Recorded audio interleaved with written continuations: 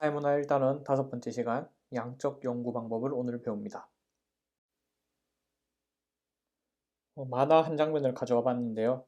미국의 유명한 애니메이션 심슨 가족의 한 장면이죠. 여기 나오는 바트가 대학원생을 놀리고 있는데 오늘 배울 내용들은 이제 연구자들이 사회학을 연구하는 사람들, 대학원생이나 아니면 교수님이나 아니면 어떤 연구원일 수도 있겠죠. 이런 사람들이 실제로 어떤 방식으로 우리 사회를 연구하는가 여기에 대해서 배웁니다. 이 사회를 연구하는 방법은 크게 두 가지가 있어요. 양적 연구 방법과 질적 연구 방법이 있는데 오늘은 양적 연구 방법에 대해서 배워볼 겁니다. 자, 그래서 오늘의 핵심 질문입니다. 첫째, 양적 연구의 입장은? 둘째, 양적 연구의 절차는? 셋째, 양적 연구의 장점과 단점은? 이걸 배워보고 이번 시간을 마칠게요. 자, 일단 시작하기에 앞서서 왜 연구 방법이라는 걸 배워야 될까요? 여기에 대해서 한번 생각을 해보려고 해요. 자, 이 사진은 그리스의 철학자 탈레스라는 사람이에요. 최초의 철학자라고도 불리는 사람인데 이 사람이 만물은 물이다 이런 식으로 말을 했죠. 자, 사실 이 탈레스라는 사람이 왜 이렇게 생각을 했는지는 아직 정확하게 알지 못해요. 자료가 별로 없기 때문에. 그런데 최초의 철학자라고 불리는 사람이 만물은 물이다라고 했으니까 뭔가 이유가 있겠죠. 여러 가지 생각을 했던 것 같아요. 자, 그런데 이 사람이 이제 최초의 철학자라고 불리는 이유는 뭐냐면, 자, 그 이전에 사람들은 어떤 식으로 생각을 했을까요? 만물은 신이 만들어준 것이다. 그냥 종교적 세계관을 따랐던 거죠. 그냥 종교에 따라서, 그냥 하늘이 번개를 치면, 제우스 신이 그런 거다.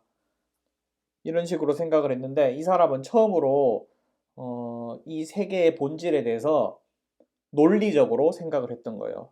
이 사람은 이제 논리적으로 생각을 한 철학자죠. 왜 그럴까? 한번 따져보자, 제대로. 왜 그럴까? 이런 식으로 뭔가 생각을 했던 거예요.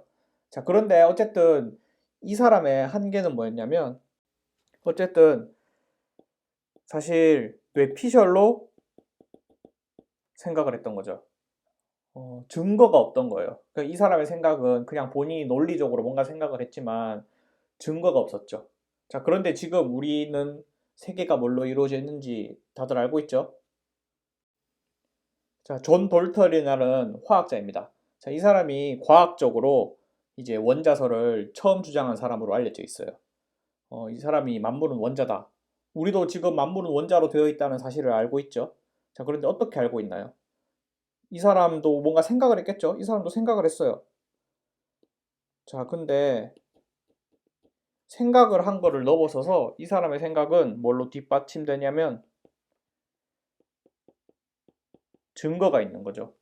실제로 과학자들이 실험을 해보고 하니까 정말로 만물은 원자로 이루어져 있구나 하는 거를 증거를 찾아낼 수 있죠.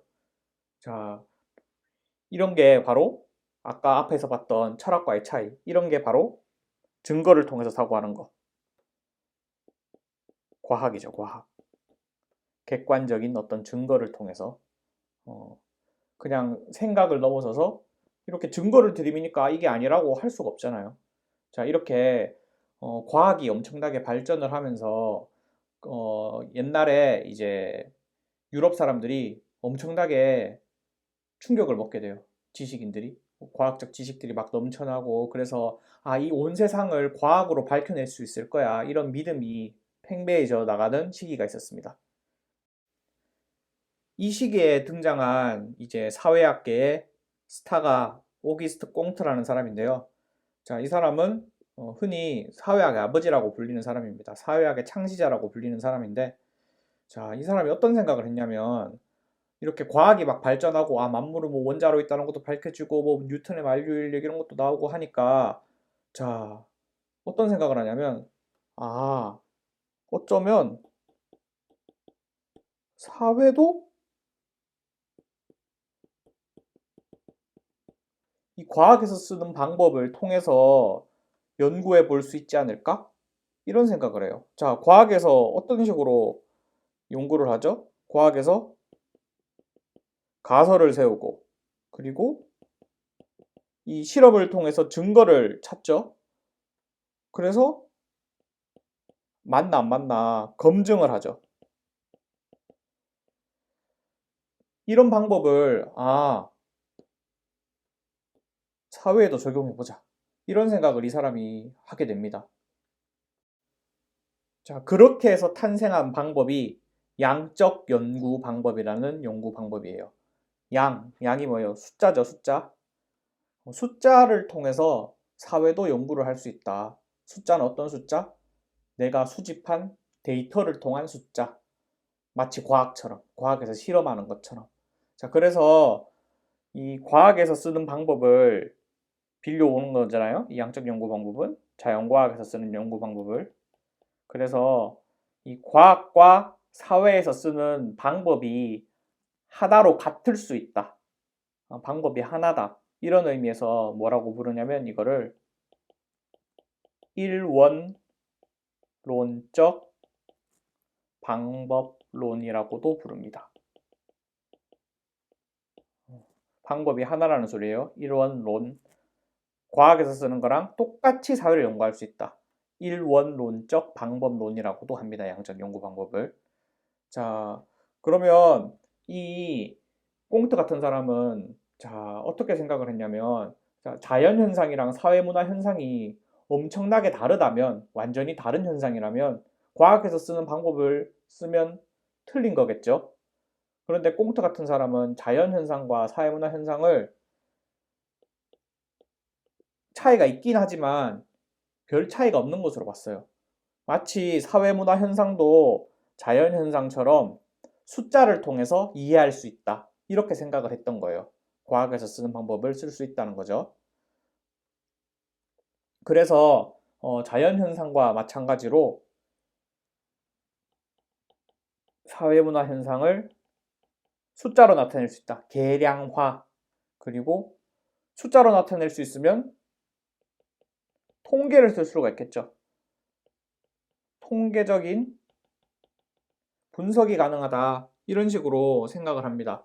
그래서 이 자연과학과 마찬가지로 가설을 만들고 그리고 일반화가 가능할 것이다. 이런 식으로 이 양적 연구 방법론을 쓰는 사람들은 생각을 합니다. 자, 일반화라는 게 뭐예요? 모두 관찰하지 않았는데 일부만 몇몇 특정 일부만 관찰했어도 이 사실을 전부 다 적용할 수 있다. 이런 게 일반화잖아요. 자, 물은 100도에서 끓는다는 사실 전 세계에 있는 모든 물을 끓여본 게 아니죠. 그런데 실험을 해보니까 항상 100도에서 끓더라. 그래서 어느 물도 이제 조건이 일정하다면 100도에서 끓는다는 사실을 일반화할 수 있는 거잖아요. 마찬가지로 사회문화 현상도 이런 식으로 일반화가 가능할 것이다 라고 생각을 하는 거죠. 자, 그러면 실제로 양적 연구 방법은 어떤 식으로 이루어질까요? 자, 이 시간에도 선생님이 녹화하는 것처럼 밤을 새면서 연구할 대학원생들이 어떤 식으로 이제 연구를 하고 있는지 살펴보도록 하겠습니다. 자, 순서를 나눠봤는데요. 요즘 교과서는 이런 식으로 순서를 나누더라고요. 자, 그런데 실제적으로 연구는 이 1, 2, 3번이 보통 같이 이루어지고요. 1, 2, 3번이 이루어진 다음에 이제 자료 수집하고 자료 분석하고 검증하고 결론 내고 이런 식으로 이루어진다고 생각을 하시면 됩니다. 자, 그럼 구체적으로 어떻게 이루어지는지 한번 살펴보도록 합시다. 자, 문제 제기 단계인데요. 자, 일단 연구를 하려면 내가 뭘 연구할지를 정해야겠죠. 그런 거를 내가 도대체 어떤 걸 연구하지? 이렇게 계속 생각하는 단계를 문제 제기 단계라고 해요. 내 연구 주제를 탐색하는 거죠.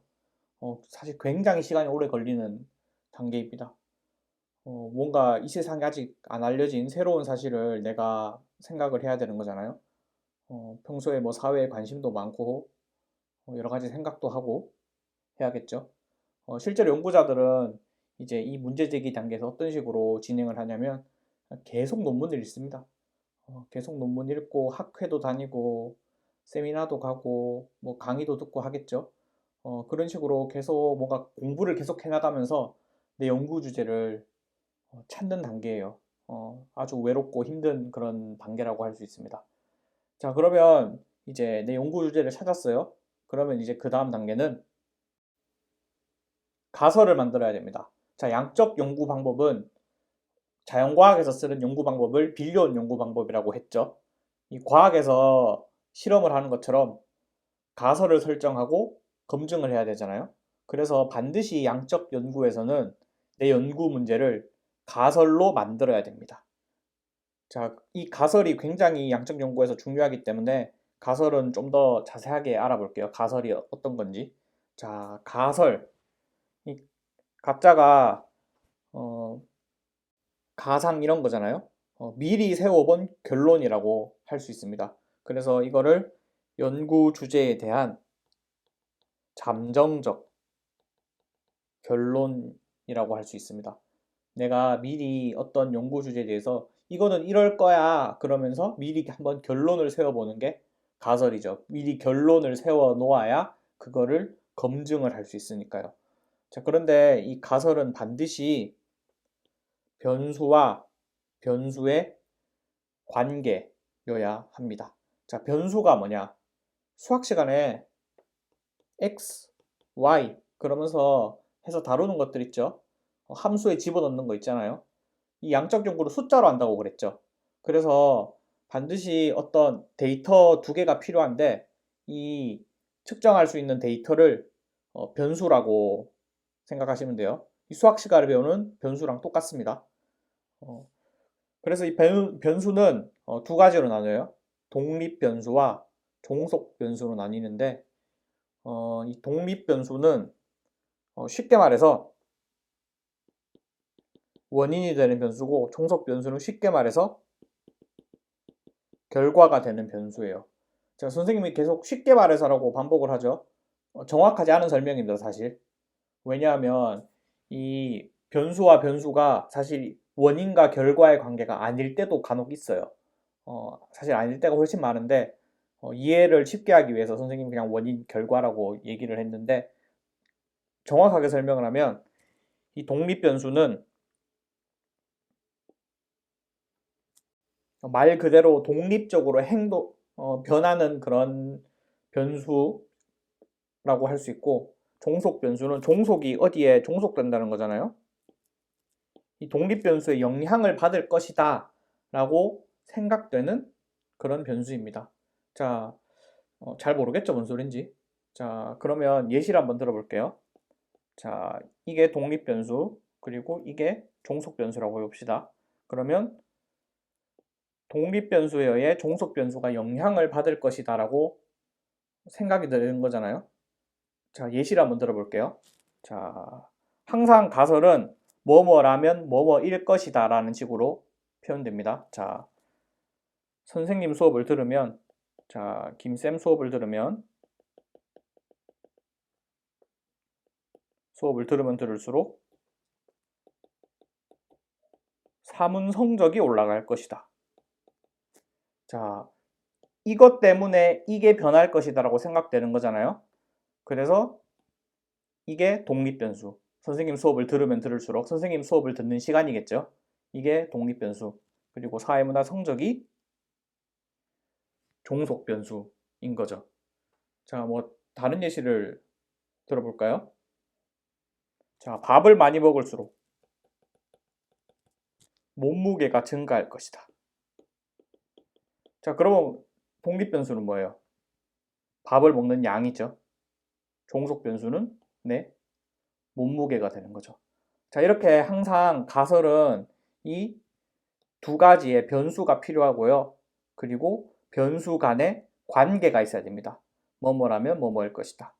자, 좀 더 자세하게 살펴볼게요. 자, 여러 예시가 있습니다. 자, 이 예시들이 어떤 거는 가설이 되고요. 어떤 거는 가설이 되지 못해요. 한번 선생님과 같이 살펴볼게요. 자, 배가 고픈 사람일수록 밥을 많이 먹을 것이다. 자, 일단 이거는 독립변수는 뭘까요? 배가 고픈 정도겠죠. 종속변수는 밥을 먹는 양이네요. 항상 숫자로 이렇게 생각을 해야 돼요. 수치로. 자, 그런데 이거는 사실 좋은 가설이 아닙니다. 왜 좋은 가설이 아닐까요? 자, 좋은 연구는 어떤 연구일까요? 자, 뭔가 이 세상에 대해서 뭐 깨달음을 주는 연구여야겠죠. 자, 그런데 이건 어때요? 배가 고픈 사람일수록 밥을 많이 먹을 것이다. 당연하죠. 이렇게 당연한 거는 좋은 가설이 아닙니다. 자, 그럼 그 다음 문장을 봅시다. 자, 김동연 선생님은 잘생겼다. 자, 이건 그냥 가설이 아니에요. 틀린 소리라서 가설이 아니냐고요? 아, 그런 건 아니고, 가설은 항상 변수와 변수의 관계여야 되죠. 자, 그런데 이거는 그냥 진술, 문장이지 변수가 없죠. 변수가 없기 때문에 가설이 아닙니다. 자, 그럼 세 번째. 신이 존재한다면 천국이 있을 것이다. 자, 이거는 독립변수는 신의 존재 여부죠. 종속변수는 천국의 존재 여부일 거고요. 이런 식으로 뭐 남자, 여자 혹은 있다, 없다 이런 식으로 갈리는 것도 다 변수가 될 수 있습니다. 이런 변수는 0, 1 이런 식으로 표시를 하는 거죠. 수치로. 자, 어쨌든 이런 거는 하지만 가설이 될 수 없습니다. 자, 왜냐하면 자, 가설은 어때요? 항상 검증을 해야 되죠. 자, 그런데 이거는 검증이 불가능하죠. 그렇기 때문에 가설이 될 수 없습니다. 자, 그럼 마지막. 자, 아침 식사를 자주 하는 학생일수록 학업 효능감이 높을 것이다. 자, 여기서 독립변수는 뭐예요? 아침 식사를 얼마나 자주 하는지죠. 그리고 종속변수는 학업 효능감이네요. 일단 변수가 있고, 그리고 변수 간에 어때요? 관계가 설정되어 있죠. 이게 높을수록 이게 높을 것이다. 이런 식으로 관계가 설정되어 있으니까 이거는 가설이 될 수 있다 라고 할 수 있습니다. 자, 그런데 이렇게 가설을 만들 때는 반드시 같이 해줘야 되는 게 있습니다. 뭐냐면 개념의 조작적 정의라고 부르는 건데요. 처음 들어보는 말이죠. 조작적 정의. 이 말은 뭐냐면 개념을 측정 가능하게 구체화시키는 거예요. 측정 가능하다는 건 자, 양적 요구를 항상 숫자로 바꾸는 거라고 그랬죠. 숫자로. 아주 엄밀하게 딱 숫자로 나올 수 있게 바꾸는 작업을 개념의 조작적 정의라고 그러는 건데요. 자, 여기 아까 앞에서 봤던 예시를 봅시다. 자, 아침 식사를 자주 하는 학생일수록 학업 효능감이 높을 것이다. 자, 이거를 다 숫자로 바꾸는 작업이 필요한데 숫자로 바꾸려면 어떤 식으로 해야 되냐면 일단 뭘 내가 측정할 것인가를 정확히 해야 돼요. 자, 예를 들어 아침 식사 어떻게 측정하지? 자, 이런 거 이제 연구자들이 한번 생각을 하는 거예요. 자기가 연구를 할 때. 자, 아침 식사의 기준은 뭘까? 몇 시까지를 아침 식사라고 할까? 이런 식으로 다 일일이 정하는 거예요. 예를 들어 뭐 아침 식사는 뭐 오전 5시부터 오전 뭐 10시 반까지로 한다. 뭐 이런 식으로 정할 수도 있고 어떤 사람은 다르게 정할 수도 있겠죠. 그런데 반드시 이런 식으로 정확하게 정하고 내 연구에 표시를 해줘야 되는 거죠. 그리고 뭐 학업 효능감은 중간고사, 기말고사의 전 과목 평균으로 하겠다. 이런 식으로 내가 정확하게 어떤 거를 측정할 것인가를 숫자로 바꾸는 작업이 필요한 거죠. 자, 그럼 밑에 거 봅시다. 부유한 사람일수록 연애 횟수가 많을 것이다. 자, 그럼 부유한 사람은 어떻게 측정을 하지? 자, 그 사람의 통장에 들어있는 뭐 액수를 내가 물어볼까? 아니면 이 사람이 한 달에 얼마나 벌지 내가 물어볼까? 이런 식으로 생각을 해서 어떤 식으로 측정할 것인가를 정하는 단계를 개념의 조작적 정의라고 하는 거죠. 뭐 이런 것뿐만 아니라 이제 남자가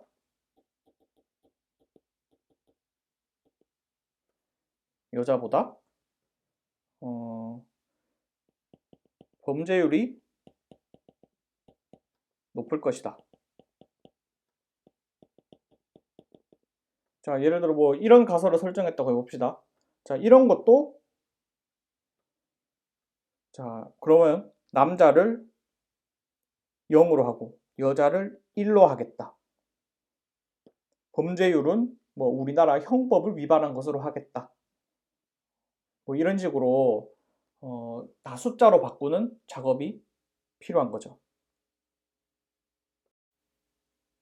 자, 이렇게 설계 단계에서는 뭐 가설과 이 조작적 정의 엄밀하게 하고, 그리고 또 누구를 연구할까를 정확하게 정하고, 그리고 자료는 어떻게 내가 수집할 것이며, 그리고 어떤 식으로 분석할 거고, 연구 기간은 얼마나 할 거고, 이런 거를 다 이렇게 설계를 해야겠죠. 자, 그런데 여기서 짚고 넘어갈 개념 두 가지 살펴봅시다. 모집단과 표본 집단. 자, 연구 대상을 내가 선정을 할 때는 이제 모집단과 표본 집단을 선정을 해줘야 되는데요. 이 모집단은 음이 모자죠. 모집단은 내가 연구하고자 하는 연구 대상입니다. 자, 그런데 이 연구 대상이 너무 많아서 내가 전부 다 연구를 못하는 경우가 있어요. 자, 예를 들어 선생님이 대한민국 청소년을 연구를 해보고 싶어요. 그런데 대한민국 청소년 모두를 내가 설문지를 돌릴 수 없죠. 실험을 해볼 수도 없죠. 그러면 이 연구 대상의 일부를 뽑아서 연구를 하게 되는데, 이 일부를 뽑은 표본이 이제 실험에서 일부 데이터를 뽑은 걸 표본이라고 그러잖아요. 이 표본 집단이 실제 내가 조사한 집단인 거죠. 자, 그리고 실제 나는 이 표본 집단만 조사를 했지만 이걸로 연구 대상의 성격을 알 수 있다. 자, 이건 왜 그러냐? 선생님이 가르칠 게 아닙니다, 이건. 사실 여러분들이 확률과 통계에서 배우는 내용인 거죠. 수학적인 기법, 통계적인 기법을 통해서 이제 통계학자들이 다 증명을 해놨어요. 일부만 잘 뽑으면 이 모집단의 성격을 알 수 있다. 자, 그런데 중요한 점은 수학적인 건 알 필요 전혀 없고, 중요한 점은 이 표본 집단을 뽑을 때 모집단, 연구 대상과 비슷하게 선정을 해야겠죠. 자, 예를 들어 선생님이 대한민국 청소년을 알고 싶다고 그러면서 표본 집단을 전부 여성으로만 뽑거나 남성으로만 뽑거나 이러면 그 연구는 잘못된 거겠죠. 아니면 뭐 청소년을 알고 싶다면서 고등학생만 뽑거나 이런 식으로 해도 안 되겠죠. 그래서 표본 집단은 항상 모집단하고 비슷하게 뽑아야 된다. 이 정도만 알고 있으면 될 것 같습니다. 자, 그러면 내가 연구 설계가 끝났어요. 그러면 이제 본격적으로 자료를 수집을 해야겠죠. 자, 이 자료 수집 방법은 이제 연구 방법을 다 배우고 난 다음에 본격적으로 어떤 게 있는지 알아볼 건데요. 일단 그냥 맛만 보면 이 자료 수집 방법은 보통 양적 연구 방법에서는 이제 질문지법을 많이 씁니다. 간혹 실험법도 써요. 주로 이런 거를 쓴다는 거예요. 질문지법은 이제 교과서에는 질문지법이라고 되어 있는데 우리가 더 많이 익숙한 말은 설문조사입니다. 그리고 실제 연구자들은 직접 설문지를 자기가 직접 돌리는 경우는 사실 별로 없고요. 여러 가지 연구소에서 미리 설문지를 다 이렇게 돌려가지고 엄청나게 많은 데이터를 축적을 해놔요. 그래서 실제 연구자들은 그 데이터를 다운받아서 이제 내 연구 목적에 맞게 쓰곤 합니다. 그러면 이제 그 데이터를 모아서 이제 그 데이터를 분석을 해야겠죠. 이 분석은 요즘은 이제 다 컴퓨터로 합니다. 컴퓨터 프로그램이 있어요. 이런 컴퓨터 프로그램을 계속 돌리면서 내 가설이 맞나 안 맞나 이런 거를 계속 검증을 하는 거죠. 자, 그래서 자료 분석이 끝나면 이제 결론을 내야겠죠. 양적 연구의 결론은 그래서 내 가설이 맞나 안 맞냐 이거죠. 그거를 가설 검증이라고 부릅니다. 그러면 결과는 두 가지겠죠. 하나는 검증되었다. 내가 내렸던 가설이 맞네. 아니면 기각. 내 가설이 틀렸네. 이런 식으로 결론이 나겠죠. 자, 그럼 내 가설이 검증이 됐어요.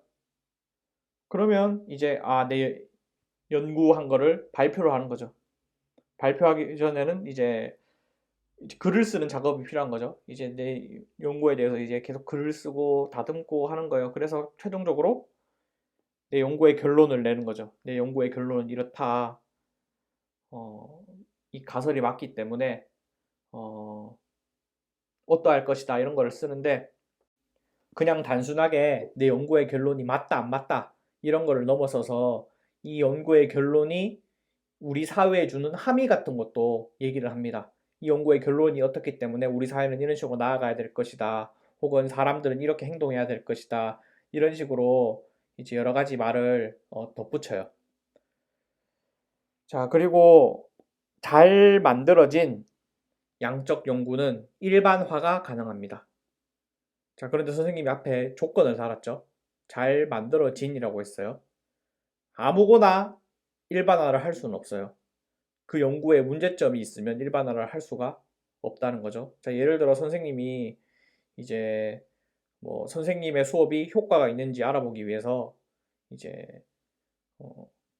일반 학생을 대상으로만 연구를 했다고 칩시다. 자, 그러면 일반 학생으로만 대상으로 연구를 했는데 자, 이거를 명호고 학생들한테 일반화를 할 수 없겠죠. 아까 앞에서 봤듯이 표본 집단이 모 집단을 대표할 수 있게 잘 설계된 그런 연구여야지 일반화가 가능합니다. 자, 그럼 이제 양적 연구 방법의 절차를 살펴봤으니까 장점과 단점을 알아볼게요. 자, 양적 연구 방법의 장점 무엇일까요? 자, 가설을 세우고 검증을 하고 일반화를 할 수 있죠. 자, 이런 식으로 일반화를 할 수 있기 때문에 어떤 법칙 발견이나 그리고 일반화를 할 수가 있습니다. 자, 검증을 했기 때문에 가설을 통해서 이게 언제 어디에서나 공통적으로 나타나는 현상이다 라고 말을 할 수 있는 거죠. 물론 사회문화는 자연과는 다르기 때문에 100% 적용된다 이런 식으로 말을 하긴 어렵지만 대체적으로 나타난다 한 이 정도는 말을 할 수가 있는 거죠. 자, 그리고 아까 봤듯이 이 양적 연구 방법은 개념의 조작적 정의를 통해서 다 개념 숫자로 변환하고 그리고 통계적 기법을 통해서 이 가설이 맞나 안 맞냐를 알아보는 거잖아요. 그렇기 때문에 질적 연구 방법에 비해서 객관적입니다. 이거는 그냥 내 연구자의 뇌피셜이 아니야. 정말로 그래. 이거 봐, 데이터가 이래. 그러면서 객관적으로 주장을 할 수 있는 게 양적 연구 방법의 큰 장점이죠. 자, 그런데 이 사실 객관적이라는 거는 양적 연구 방법에서 그대로 사실 단점이 됩니다. 자, 왜냐하면 자, 양적 연구 방법은 일단 숫자를 통해서 연구를 하는 거죠. 자, 그런데 사회문화, 사회를 구성하는 거는 인간이잖아요. 자, 인간이 언제나 숫자로 대변할 수 있는 그런 존재가 어때요? 아니죠? 그렇기 때문에 수치화하기 어려운 거는